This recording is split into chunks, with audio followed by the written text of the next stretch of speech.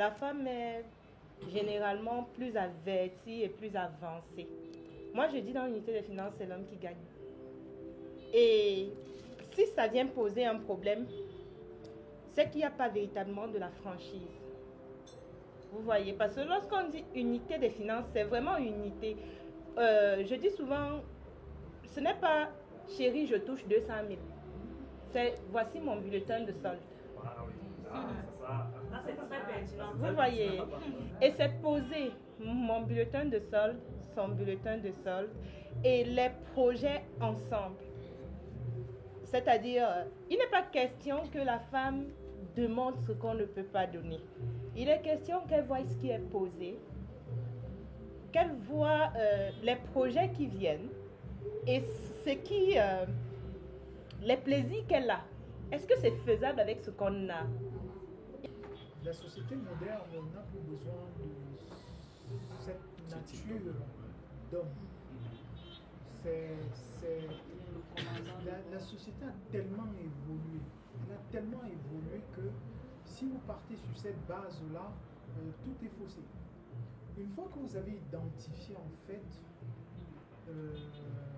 les caractères de chacun de vous, vous devez maintenant avoir un regard convergent de ce que vous souhaitez pour votre famille ou pour ceux qui vous sont proches. Parce que ça ne demande pas l'unité dans les finances, il ne faut pas être égoïste. Il ne faut pas être quelqu'un qui est le soi. Non.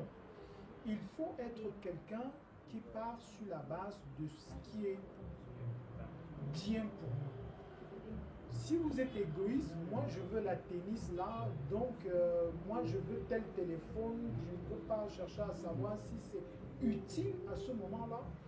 Non, ça ne peut pas marcher.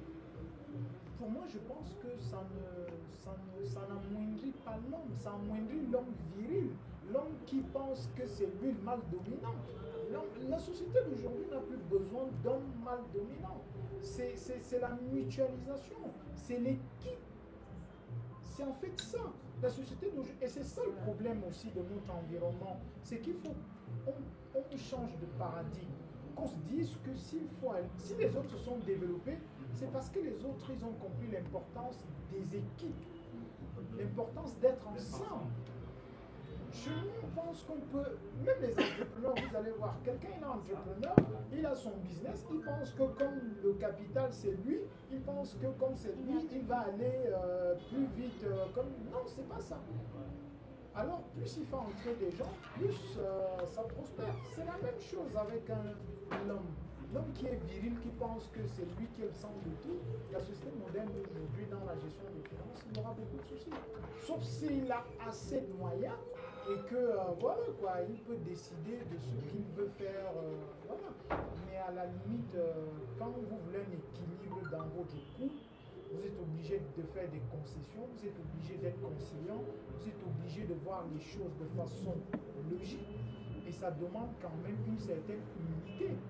Si vous n'avez pas cette humilité, si vous êtes quelqu'un d'arrogant, si vous êtes quelqu'un qui pense que c'est vous le mal dominant, même dans votre couple, vous aurez beaucoup de mal. Parce qu'on ne voit pas tout seul. Faites ça.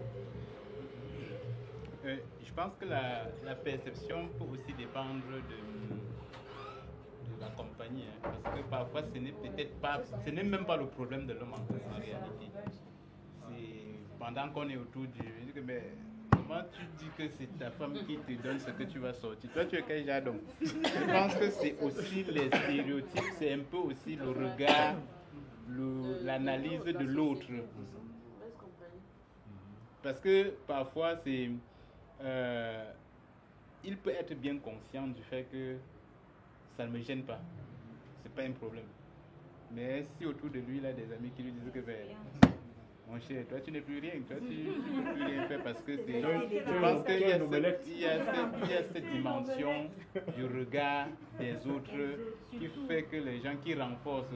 Et je pense que même, peut-être pour rebondir sur l'un des points que M. Mboya a évoqué, je pense que quelque part aussi, même en termes de perception d'équipe, je pense qu'il y a ce côté virilité, mais quand vous analysez de façon profonde, vous allez comprendre que même nos sociétés africaines, cet esprit d'équipe a toujours évolué. a beaucoup marché. La seule différence, c'est qu'on n'a pas souvent apporté la quantification financière. Parce que parfois, quand au village, la maman a fait le champ, elle a récolté, elle l'a ramené à la maison, elle a préparé, elle a nourri les enfants avec. Personne ne convertit ça en termes de... Parce que quand on dit, je pense que même dans cet aspect mettre ensemble, je pense que ça va au-delà même. Tout à fait, de l'argent.